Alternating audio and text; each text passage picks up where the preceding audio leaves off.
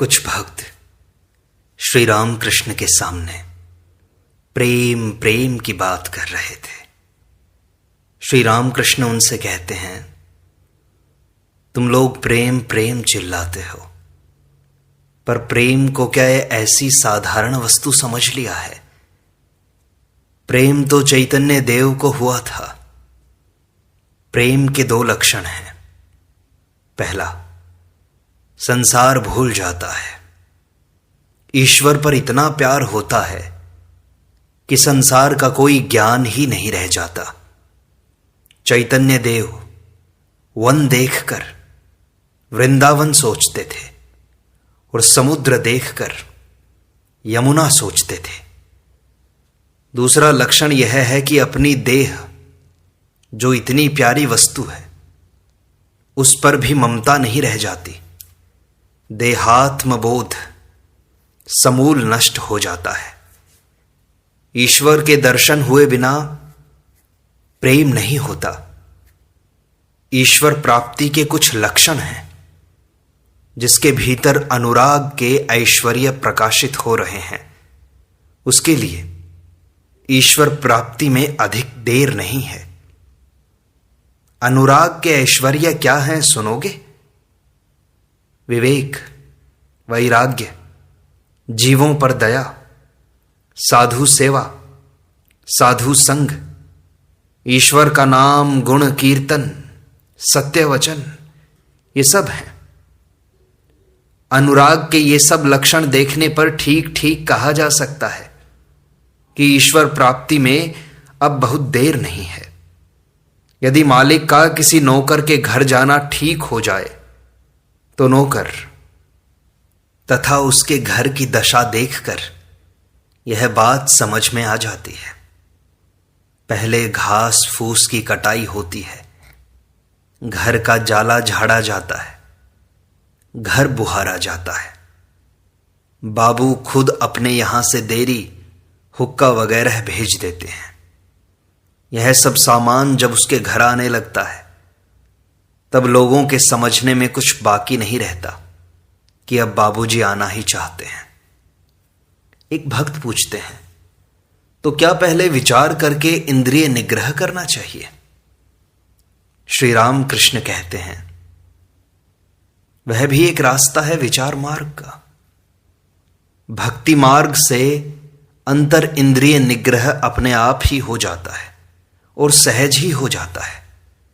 ईश्वर पर प्यार जितना ही बढ़ता जाता है उतना ही इंद्रिय सुख अलोना पड़ता है। भक्त कहता है, तो महाराज ईश्वर को प्यार कैसे कर सकते हैं?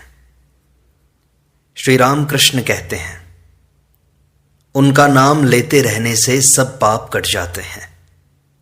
काम, क्रोध, शरीर सुख की इच्छा, ये सब दूर हो जाते हैं। भक्त पूछता है कि उनके नाम में रुचि नहीं होती महाराज, क्या करें? श्री राम कृष्ण कहते हैं, व्याकुल होकर उनसे प्रार्थना करो, जिससे उनके नाम में रुचि हो। वे ही तुम्हारा मनोरथ पूर्ण करेंगे। यह कहकर श्री राम कृष्ण देव दुर्लभ कंठ से गाने लगे। जीवों के दुख से कातर होकर मां से अपने हृदय का दुख कह रहे हैं। अपने पर प्राकृत जीवों की अवस्था का आरोप करके मां को जीवों का दुख गाकर सुना रहे हैं। गीत का आशय यह है, हे मां श्यामा, दोष किसी का नहीं। मैं अपने ही हाथों से खोदे हुए कुएं के पानी में डूब रहा हूं। मां काल मनोरमा, मैंने पुण्य क्षेत्र पर कूप खोदा जिसमें अब काल रूपी पानी बढ़ रहा है। तारिणी, त्रिगुण धारिणी मां, मेरे ही गुणों ने विगुण कर दिया है। अब मेरी क्या दशा होगी? इस वारी का निवारण कैसे करूं? यह सोचते हुए दाशरथी की आंखों से निरंतर वारी धारा बह रही है। पहले पानी कमर तक था, वहां से छाती तक आया। इस पानी में मेरे जीवन की रक्षा कैसे होगी मां? मां, मुझे तेरी ही अपेक्षा है। मुझे तू मुक्ति भिक्षा दे दे। कृपा कटाक्ष करके पार कर दे। फिर गाने लगे। उनके नाम पर रुचि होने से जीवों का विकार दूर हो जाता है। इसी भाव का एक गीत है। हे शंकरी, यह कैसा विकार है, तुम्हारी कृपा औषधि मिलने पर ही यह दूर होगा। मिथ्या गर्व से मेरा सर्वांग जल रहा है, मुझे यह कैसा मोह हो गया है। धन जन इनकी तृष्णा छूटती ही नहीं, अब मैं कैसे जीवित रह सकता हूं। सर्वमंगले, जो कुछ कहता हूं सब अनित्य प्रलाप है। आंखों से माया की नींद किसी तरह नहीं छूटती। पेट में हिंसा की कृमि हो गई है। व्यर्थ कामों में घूमते रहने का भ्रम रोग हो गया है। जब तुम्हारे नाम पर ही अरुचि है, तब भला इस रोग से मैं कैसे बच सकूंगा। श्री राम कृष्ण कहते हैं, उनके नाम में अरुचि, रोग में यदि अरुचि हो गई तो फिर बचने की राह नहीं रह जाती। यदि जरा भी रुचि हो तो बचने की बहुत कुछ आशा है। इसीलिए नाम में रुचि होनी चाहिए। ईश्वर का नाम लेना चाहिए, दुर्गा नाम, कृष्ण नाम, शिव नाम, चाहे जिस नाम से पुकारो। यदि नाम लेने में दिन दिन अनुराग बढ़ता जाए, आनंद हो, तो फिर कोई भय नहीं, विकार दूर होगा ही, उनकी कृपा अवश्य होगी। जैसा भाव होता है, लाभ भी वैसा ही होता है। रास्ते से दो मित्र जा रहे थे। एक जगह भागवत पाठ चल रहा था। एक मित्र ने कहा, आओ भाई जरा भागवत सुने। दूसरे ने जरा झांक कर देखा, फिर वहां से वैश्या के घर चला गया। वहां कुछ देर बाद उसके मन में बड़ी विरक्ति हो आई। वह आप ही आप कहने लगा, मुझे धिक्कार है, मेरा मित्र तो भागवत सुन रहा है और मैं यहां कहां पड़ा हूं। इधर जो व्यक्ति भागवत सुन रहा था वह भी अपने मन को धिक्कार रहा था। वह कह रहा था, मैं कैसा मूर्ख हूं, यह पंडित न जाने क्या क्या बक रहा है और मैं यहां बैठा हूं। मेरा मित्र वहां कैसे आनंद में होगा। जब दोनों मरे तब जो भागवत सुन रहा था उसे तो यमदूत ले गए और जो वैश्या के पास गया हुआ था उसे विष्णु के दूत वैकुंठ में ले गए। भगवान मन देखते हैं, कौन क्या कर रहा है, कहां पड़ा हुआ है, यह नहीं देखते। भावग्राही जनार्दन। कर्ता भजा संप्रदाय के लोग मंत्र दीक्षा देने के समय कहते हैं, अब मन तेरा है, अर्थात अब सब कुछ तेरे मन पर निर्भर है। वे कहते हैं, जिसका मन ठीक है उसका कर्ण ठीक है, वह अवश्य ईश्वर को प्राप्त कर लेगा। मन के ही गुण से हनुमान समुद्र पार कर गए। मैं श्री रामचंद्र का दास हूं, मैंने राम नाम का उच्चारण किया है, मैं क्या नहीं कर सकता। विश्वास इसे ही कहते हैं। जब तक अहंकार है तब तक अज्ञान है। अहंकार के रहते मुक्ति नहीं होती।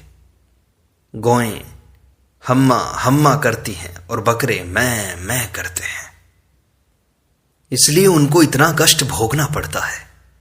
हे ईश्वर, तुम करता हो और मैं अकर्ता हूं। इसी का नाम ज्ञान है। नीचे आने से ही ऊंचे उठा जाता है। चातक पक्षी का घोंसला नीचे रहता है, परंतु वह बहुत ऊंचे उड़ जाता है। ऊंची भूमि में कृषि नहीं होती, नीची जमीन चाहिए, पानी उसी में रुकता है, तभी कृषि होती है। देखो, कुछ कष्ट उठाकर सत्संग करना चाहिए। घर में तो केवल विषय चर्चा होती है, रोग लगा ही रहता है। जब चिड़िया सीखचे पर बैठती है तभी राम राम बोलती है, जब वन में उड़ जाती है तब वही टें टें करने लगती है। धन होने से ही कोई बड़ा आदमी नहीं हो जाता। बड़े आदमी के घर का यह लक्षण है कि सब कमरों में दिए जलते रहते हैं। गरीब तेल नहीं खर्च कर सकते, इसलिए दिए का वैसा बंदोबस्त नहीं कर सकते। यह देह मंदिर अंधेरे में नहीं रखना चाहिए, ज्ञान दीप जला देना चाहिए। ज्ञान दीप जलाकर ब्रह्ममयी का मुंह देखो। ज्ञान सभी को हो सकता है, जीवात्मा और परमात्मा। प्रार्थना करो, उस परमात्मा के साथ सभी जीवों का योग हो सकता है। गैस का नल सब घरों में लगाया हुआ है और गैस कंपनी के यहां मिलती है। अर्जी भेजो, गैस का बंदोबस्त हो जाएगा। घर में गैस बत्ती जल जाएगी। सियालदह में ऑफिस है। किसी किसी को चैतन्य हुआ है, इसके लक्षण भी हैं। ईश्वरी प्रसंग को छोड़ और कुछ सुनने को उसका जी नहीं चाहता। ईश्वरी प्रसंग के सिवाय कोई दूसरी बात करना उसे अच्छा नहीं लगता। जैसे सातों समुद्र, गंगा, यमुना और सब नदियों में पानी है, परंतु चातक को वर्षा की बूंदों की ही रट रहती है। चाहे मारे प्यास के छाती फट जाए, परंतु वह दूसरा पानी कभी नहीं पीता। श्री रामकृष्ण ने कुछ गाने के लिए कहा, फिर कुछ भक्तों ने भगवान की भक्ति के भजन गाए। श्री रामकृष्ण कहते हैं, बाघ जैसे दूसरे पशुओं को खा जाता है, वैसे अनुराग रूपी बाघ काम, क्रोध आदि रिपुओं को खा जाता है। एक बार ईश्वर पर अनुराग होने से फिर काम, क्रोध आदि नहीं रह जाते। गोपियों की ऐसी ही अवस्था हुई थी। श्री कृष्ण पर उनका ऐसा ही अनुराग था और है अनुराग अंजन। श्रीमती राधा कहती हैं, सखियों, मैं चारों ओर कृष्ण ही देखती हूं। उन लोगों ने कहा, सखी, तुमने आंखों में अनुराग अंजन लगा लिया है, इसलिए ऐसा देखती हो। इस प्रकार लिखा है कि मेंढक का सिर जलाकर उसका अंजन आंखों में लगाने से चारों ओर सांप ही सांप दिखाई पड़ते हैं। जो लोग केवल कामिनी कांचन में पड़े हुए हैं, कभी ईश्वर का स्मरण नहीं करते, वे बद्ध जीव हैं। उन्हें लेकर क्या कभी महान कार्य हो सकता है? जैसे कौवे का चोंच मारा हुआ आम ठाकुर सेवा में लगाने की क्या, खाने में भी हिचकिचाहट होती है। संसारी जीव, बद्ध जीव, ये रेशम के कीड़े हैं। यदि चाहें तो कोश को काटकर बाहर निकल सकते हैं, परंतु खुद जिस घर को बनाया है उसे छोड़ने में बड़ा मोह होता है। फल यह होता है कि उसी में उनकी मृत्यु हो जाती है। जो मुक्त जीव हैं वे कामिनी कांचन के वशीभूत नहीं होते। कोई कोई कीड़े रेशम के जिस कोए को इतने प्रयत्न से बनाते हैं उसे काटकर निकल भी आते हैं, परंतु ऐसे एक ही दो होते हैं। माया मोह में डाले रहती है। दो एक मनुष्यों को ज्ञान होता है, वे माया के भुलावे में नहीं आते, कामिनी कांचन के वशीभूत नहीं होते। साधन सिद्ध और कृपा सिद्ध। कोई कोई बड़े परिश्रम से खेत में पानी सींच कर लाते हैं। यदि ला सकें तो फसल अच्छी होती है। किसी किसी को पानी सींचना ही नहीं पड़ा, वर्षा के जल से खेत भर गया, उसे पानी खींचने के लिए कष्ट नहीं उठाना पड़ा। माया के हाथ से रक्षा पाने के लिए कष्ट साध्य साधन भजन करना पड़ता है। कृपा सिद्ध को कष्ट नहीं उठाना पड़ता, परंतु ऐसे एक दो ही मनुष्य होते हैं। और है नित्य सिद्ध। इनका ज्ञान चैतन्य जन्म जन्मांतरों में बना ही रहता है। मानो फुआरे की कल बंद है, मिस्त्री ने इसे उसे खोलते हुए उसको भी खोल दिया और उससे फर्र से पानी निकलने लगा।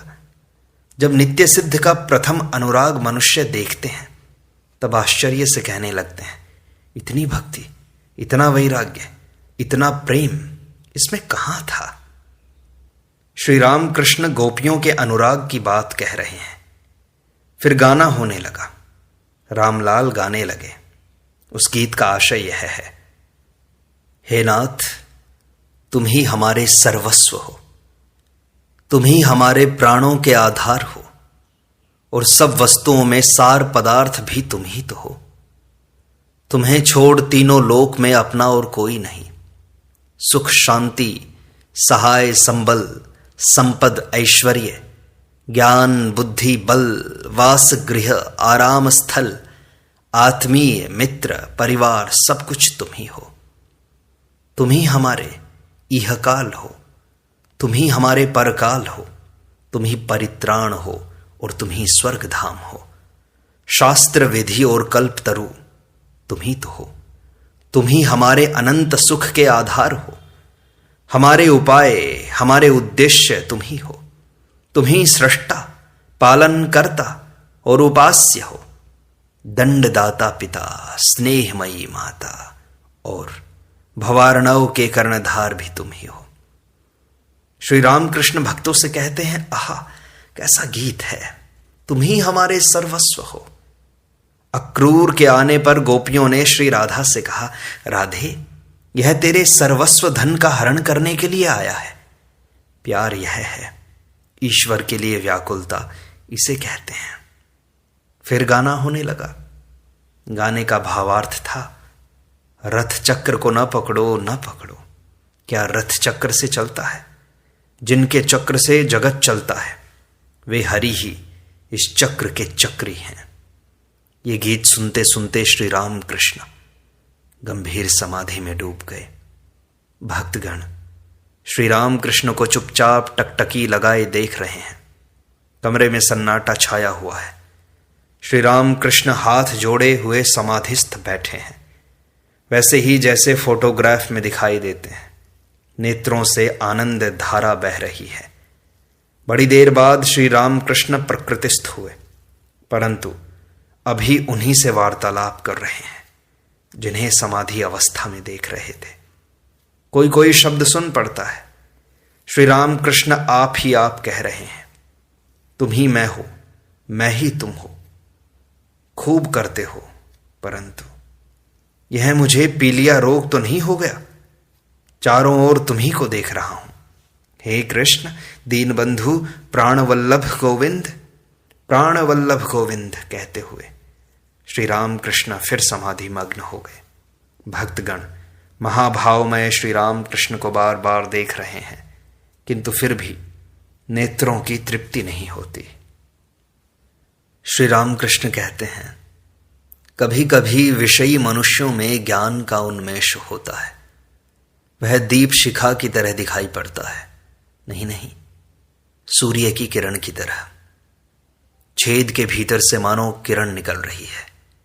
विषयी मनुष्य और ईश्वर का नाम, उसमें अनुराग नहीं होता। जैसे बालक कहता है, तुझे भगवान की कसम है। घर की स्त्रियों का झगड़ा सुनकर भगवान की कसम याद कर ली है। विषयी मनुष्यों में निष्ठा नहीं होती। हुआ हुआ, न हुआ तो न सही। पानी की जरूरत है, कुआं खोद रहा है। खोदते खोदते जैसे ही कंकड़ निकला कि बस छोड़ दी वह जगह, दूसरी जगह खोदने लगा। लो, वहां भी बालू ही बालू निकलती है। बस वहां से भी अलग हुआ।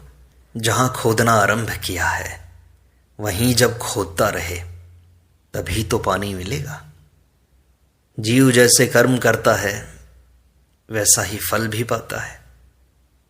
इसलिए गाने में कहा है, मां श्यामा दोष किसी का नहीं, मैं अपने ही हाथों खोदे हुए कुएं के पानी में डूब रहा हूं। मैं और मेरा अज्ञान है। विचार तो करो, देखोगे जिसे मैं कह रहे हो वह आत्मा के अतिरिक्त और कुछ नहीं है। विचार करो, तुम शरीर हो या हाड़ मांस हो या कुछ और हो, तब देखोगे तुम कुछ नहीं हो, तुम्हारी कोई उपाधि नहीं।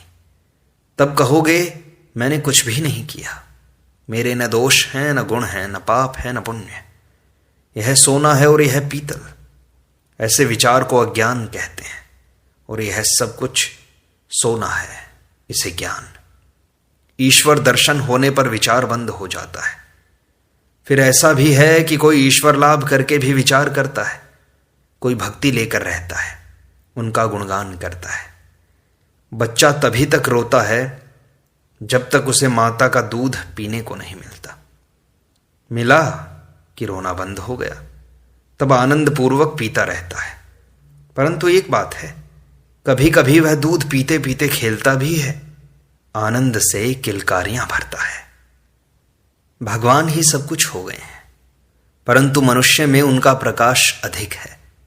जहां शुद्ध सत्व बालकों का सा स्वभाव है कि कभी हंसता है, कभी रोता है, कभी नाचता है, कभी गाता है, वहां वे प्रत्यक्ष भाव से रहते हैं। श्री राम कृष्ण अधर का कुशल समाचार ले रहे हैं। अधर ने अपने मित्र के पुत्र शोक का हाल कहा। श्री राम कृष्ण अपने ही भाव में गाने लगे। वे कहते हैं, जीव, समर के लिए तैयार हो जाओ। रण के वेश में काल तुम्हारे घर में घुस रहा है। भक्ति पथ पर चढ़कर, ज्ञान तूण लेकर, रसना धनुष में प्रेम गुण लगा, ब्रह्ममयी के नाम रूप ब्रह्मास्त्र का संधान करो। लड़ाई के लिए एक युक्ति और है। तुम्हें रथी की आवश्यकता न होगी यदि भागीरथी के तट पर तुम्हारी यह लड़ाई हो। क्या करोगे? इस काल के लिए तैयार हो जाओ। काल घर में घुस रहा है। उनका नाम रूपी अस्त्र लेकर लड़ना होगा। करता वे ही हैं। मैं कहता हूं जैसा कराते हो वैसा ही करता हूं, जैसा कहाते हो वैसा ही कहता हूं। मैं यंत्र हूं, तुम यंत्री हो। मैं घर हूं, तुम घर के मालिक। मैं गाड़ी हूं, तुम इंजीनियर हो। इस प्रकार सत्संग का यह भाग यहीं संपूर्णता को प्राप्त होता है। शेष अगले अंक में।